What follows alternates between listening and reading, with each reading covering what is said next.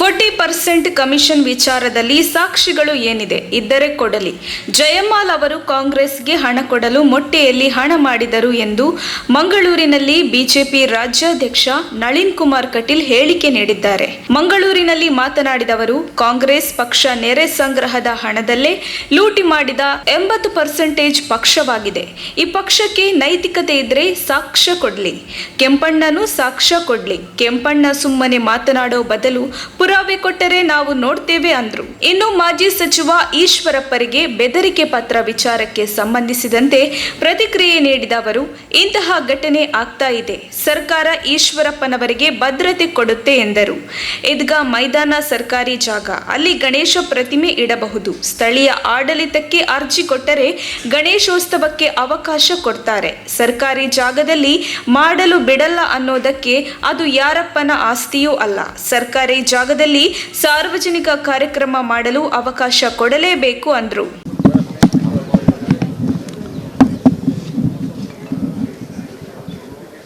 ಕಳೆದ ಈ ಅವಧಿಯಲ್ಲಿ ಮತ್ತು ಹಿಂದಿನ ಅವಧಿ ಎರಡು ಪ್ರಧಾನಮಂತ್ರಿಗಳ ಎರಡು ಅವಧಿ 2014ರಿಂದ 19, 19ರಿಂದ 22ರವರೆಗೆ ಸುಮಾರು ದಕ್ಷಿಣ ಕನ್ನಡ ಜಿಲ್ಲೆಗೆ ಕೇಂದ್ರ ಸರ್ಕಾರದ ಬೇರೆ ಬೇರೆ ಯೋಜನೆ ಅಡಿಯಲ್ಲಿ ಸುಮಾರು ಹತ್ತಿರ 26-27 ಸಾವಿರ ಕೋಟಿ ರೂಪಾಯಿಗಳ ಅನುದಾನಗಳು ಬಂದಿದ್ದಾವೆ.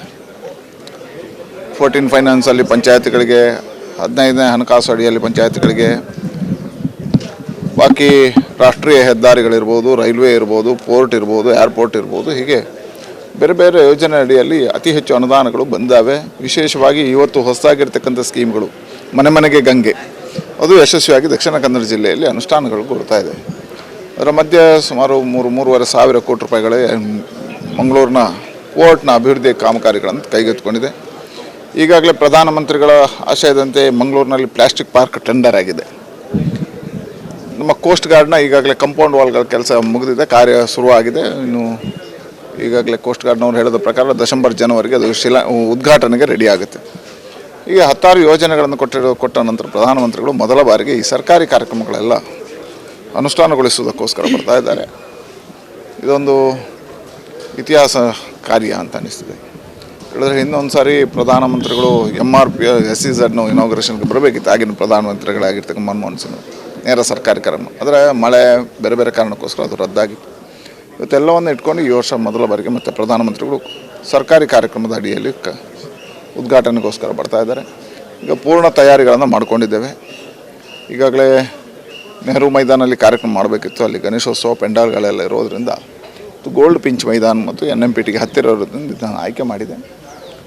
ಎಲ್ಲ ತಯಾರಿಗಳು, ಪೆಂಡಾಲ್ ಹಾಕ್ತಕ್ಕಂಥ ತಯಾರಿ, ಸುಮಾರು 1 ಲಕ್ಷ ಜನರಿಗೆ ಪೆಂಡಾಲ್ ಹಾಕ್ತಕ್ಕಂಥ ಕೆಲಸ ಕಾರ್ಯಗಳನ್ನು ಈಗಾಗಲೇ ಮಾಡಿದೆ. ಕೆಲಸ ಪ್ರಾರಂಭ ಆಗಿದೆ. ಮಳೆ ಕಾರಣಕ್ಕೆ ಪೂರ್ಣ ವ್ಯವಸ್ಥೆಯನ್ನು ಮಾಡಿಕೊಂಡು ಈ ಕಾರ್ಯಕ್ರಮವನ್ನು ಯಶಸ್ವಿ ಮಾಡಬೇಕು ಅಂತ ಹೇಳುವಂಥ ದೃಷ್ಟಿಯಿಂದ ಈಗಾಗಲೇ ಸರ್ಕಾರಿ ಅಧಿಕಾರಿಗಳ ಜೊತೆ ಫಲಾನುಭವಿಗಳ ಸಂಖ್ಯೆಗಳನ್ನು ತೊಗೊಂಡು ಇವತ್ತು ಚರ್ಚೆಗಳನ್ನು ಮಾಡಿದ್ವಿ. ಒಂದು ಯಶಸ್ವಿ ಆಗಿರ್ತಕ್ಕಂಥ ಕಾರ್ಯಕ್ರಮ ಆಗುತ್ತೆ.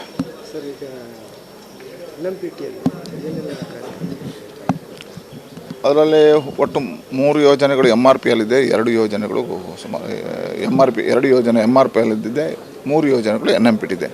ಬರ್ತ್ಗಳು, ಫಿಶರೀಸ್ ಜಟ್ಟಿ, ಹೀಗೆ ಬೇರೆ ಬೇರೆ ರೀತಿಯ ಕಾಮಗಾರಿಗಳಿದ್ದಾವೆ. ಎಲ್ಲವನ್ನು ಒಂದೇ ವೇದಿಕೆಯಿಂದ ಉದ್ಘಾಟನೆಯನ್ನು ಮಾಡ್ತಾರೆ.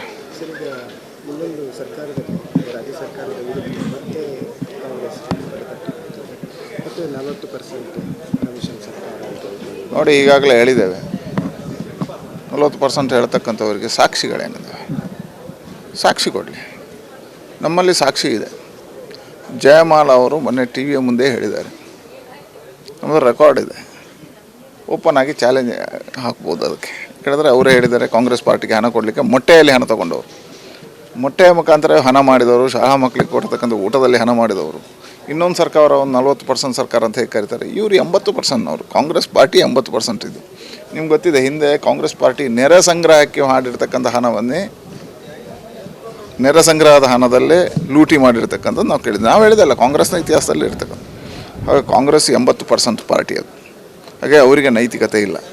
ಈ ಸರ್ಕಾರಕ್ಕೆ, ಈ ಸರ್ಕಾರ 40% ಆದರೆ ಸಾಕ್ಷಿ ತೋರಿಸಲಿ ಅವರು. ಸರ್, ಈಗ ಸಚಿವ ಕೋಲಾರ ಉಸ್ತುವಾರಿ ಸಚಿವ ಮುನಿರತ್ನವರ ಮೇಲೆ ಕೆಂಪಣ್ಣವರ ಆರೋಪ ಮಾಡಿರುವಂಥ ರಾಜ್ಯಾಧ್ಯಕ್ಷರಾಗಿ ಏನಂತ ಬಗ್ಗೆ ನೋಡಿ, ಕೆಂಪಣ್ಣವರಿಗೆ ನಾನು ಹೇಳಿದೆ, ಸಾಕ್ಷಿ ಕೊಡಿ. ಸುಮ್ಮನೆ ಆರೋಪಗಳನ್ನು ಎಲ್ಲರ ಮೇಲೂ ಹಾಕ್ಬೋದು. ಕೂತು ಯಾರ ಮೇಲೂ ಆರೋಪಗಳನ್ನು ಸಾಕ್ಷಿ ಎಲ್ಲ ಪುರಾವೆಗಳನ್ನು ಹಿಡ್ಕೊಂಡು ಬನ್ನಿ, ಆ ನಂತರ ನಾವು ನೋಡ್ತೀವಿ ಆ ರೀತಿ.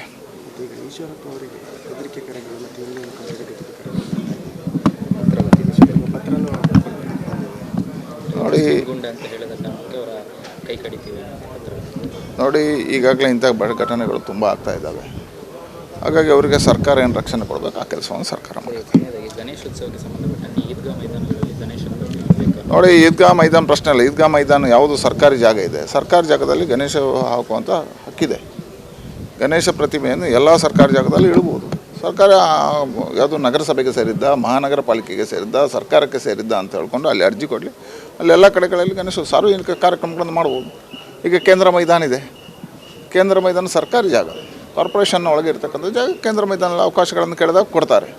ಗಣೇಶೋತ್ಸವಗಳು ಮಾಡಲಿಕ್ಕೆ ಬಿಡುವುದಿಲ್ಲ ಹೇಳಿದರೆ ಯಾರಪ್ಪನ ಆಸ್ತಿ ಅಲ್ಲ, ಅದು ಸರ್ಕಾರಿ ಜಾಗ. ಸರ್ಕಾರಿ ಜಾಗದಲ್ಲಿ ಸರ್ಕಾರಿ ಕಾರ್ಯಕ್ರಮ, ಸಾರ್ವಜನಿಕ ಕಾರ್ಯಕ್ರಮಕ್ಕೆ ಅವಕಾಶಗಳನ್ನು ಕೊಡಲೇಬೇಕು.